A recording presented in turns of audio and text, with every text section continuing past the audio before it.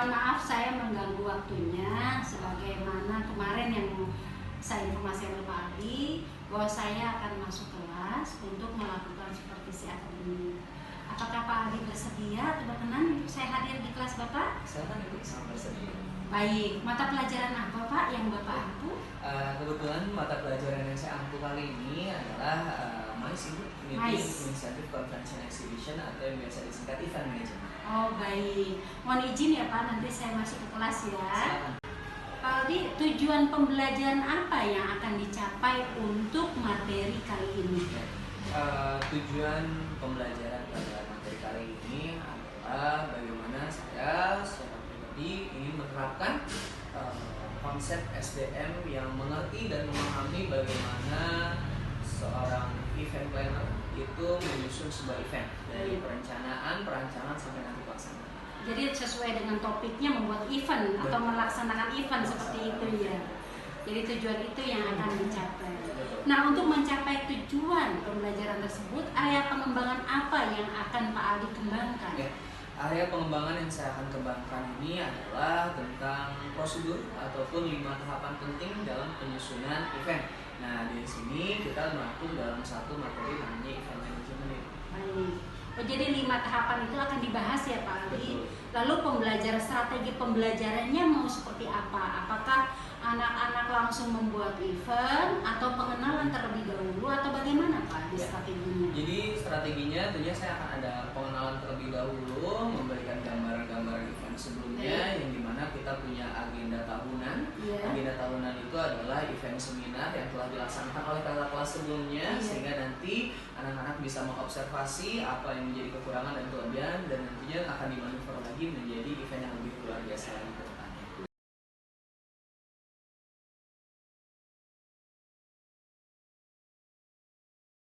Bismillahirrahmanirrahim. Assalamualaikum warahmatullahi wabarakatuh. Oke, anak-anakku yang tercinta, yang baik-baik, yang ganteng-ganteng dan cantik-cantik semua, alhamdulillah kita kembali di pertemuan kita di hari ini, tentunya 22 Mei 2023 di pertemuan pelajaran MICE. Kita melanjutkan materi sebelumnya, yaitu materi event management, yang dimana minggu lalu kita sudah belajar berbagai macam event. Silakan dibuka bukunya, kita refleksi sejenak tentang materi yang sudah kita pelajari sebelumnya. Oke, dalam pembahasan minggu lalu, Pak Ryu sudah membuat satu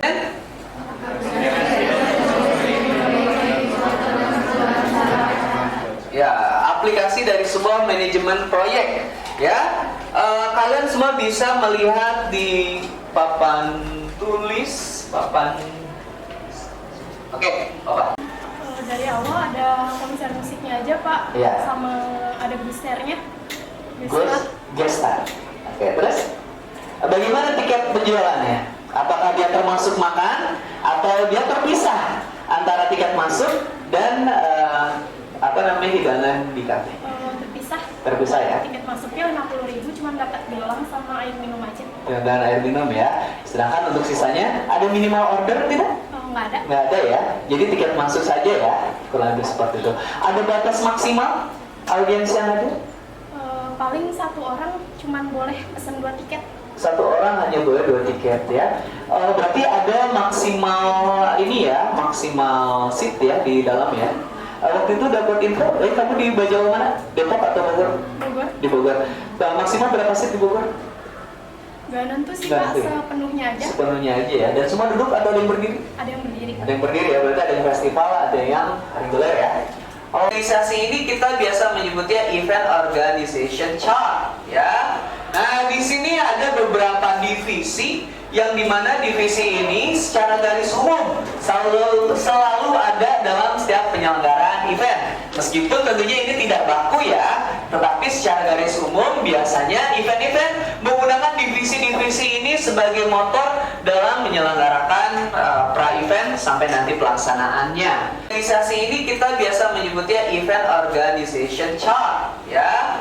Nah, di sini ada beberapa divisi, yang dimana divisi ini secara garis umum selalu ada dalam setiap penyelenggaraan event. Meskipun tentunya ini tidak baku ya, tetapi secara garis umum biasanya event-event menggunakan divisi-divisi ini sebagai motor dalam menyelenggarakan pra-event sampai nanti pelaksanaannya.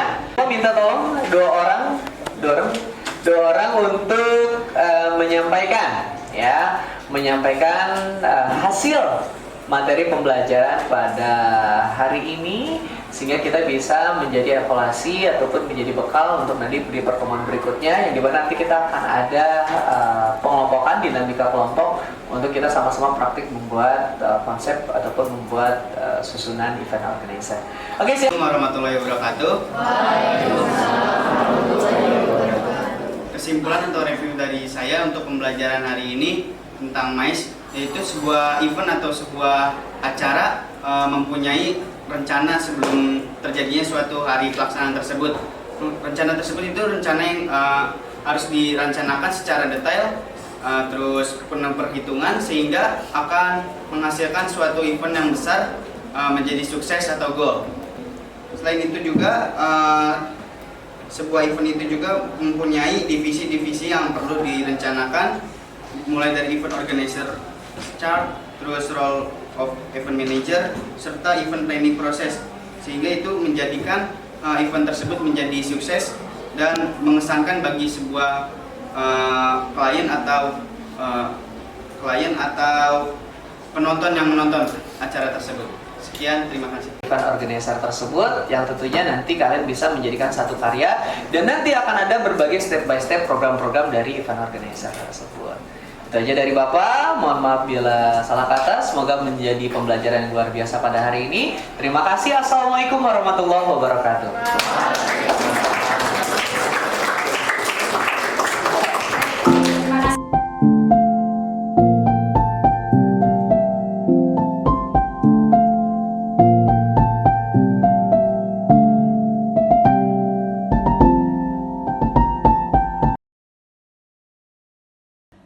Assalamualaikum warahmatullahi wabarakatuh.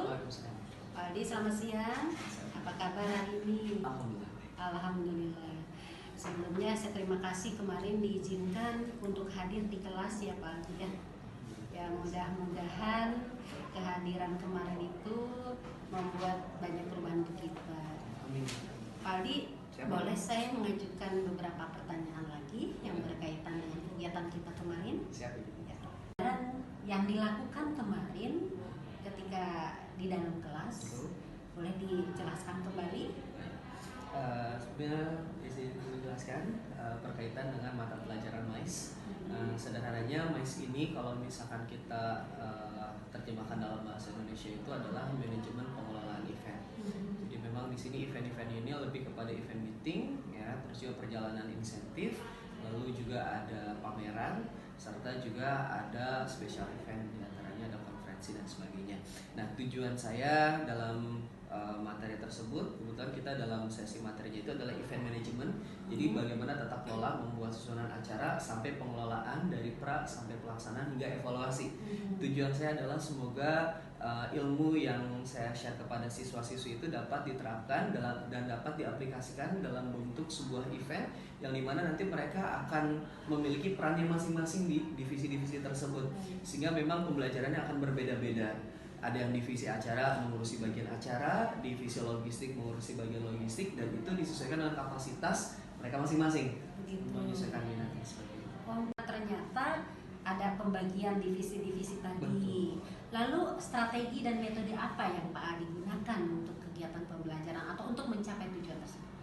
Ya, strategi yang saya gunakan itu adalah tentunya ada saling diskusi dan pembentukan kelompok gitu.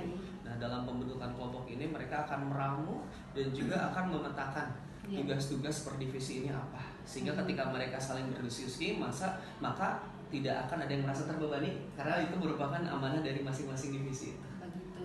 Jadi berarti berdasarkan keinginan atau minat peserta didik ya, untuk berkelompok.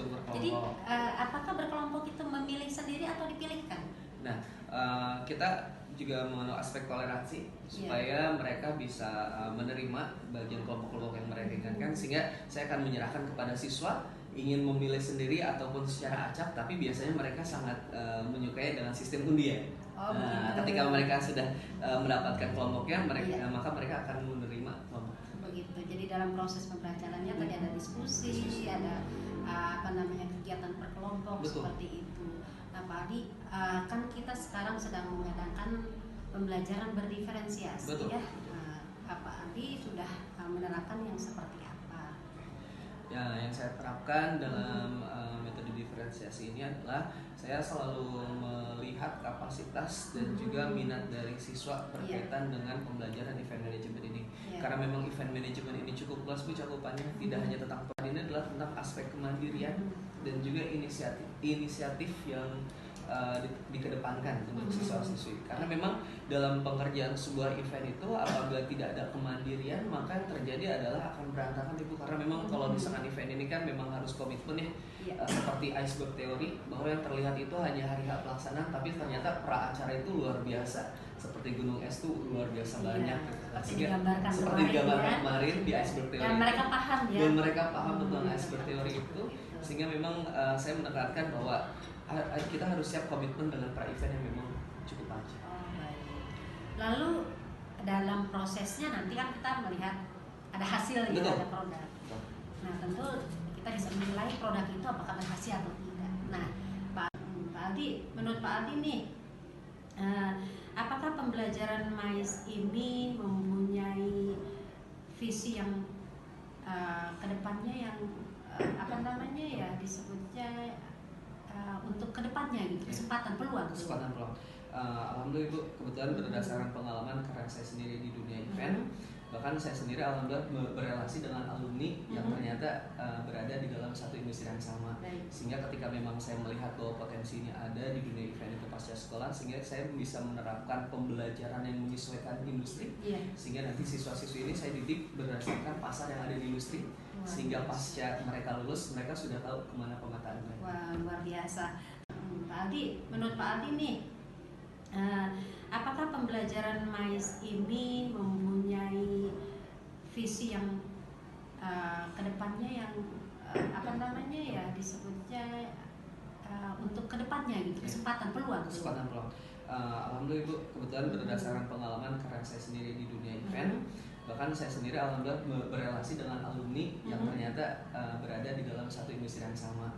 Sehingga ketika memang saya melihat bahwa potensi ini ada di dunia event itu pasca sekolah, sehingga saya bisa menerapkan pembelajaran yang menyesuaikan industri, sehingga nanti siswa-siswi ini saya didik berdasarkan pasar yang ada di industri, sehingga pasca mereka lulus mereka sudah tahu kemana pemetaan mereka. Wah, luar biasa. Suatu strategi kedepannya untuk lebih mendapatkan kualitas pendidikan yang lebih bagus, khususnya untuk pembelajaran MAIS ini. Terima kasih banyak Pak Aldi bersedia menjadi narasumber saya untuk coaching saya di kali ini. Mudah-mudahan kedepannya tambah semangat lagi dan anak-anak tambah sukses lagi. Demikian, terima kasih. Assalamualaikum warahmatullahi wabarakatuh.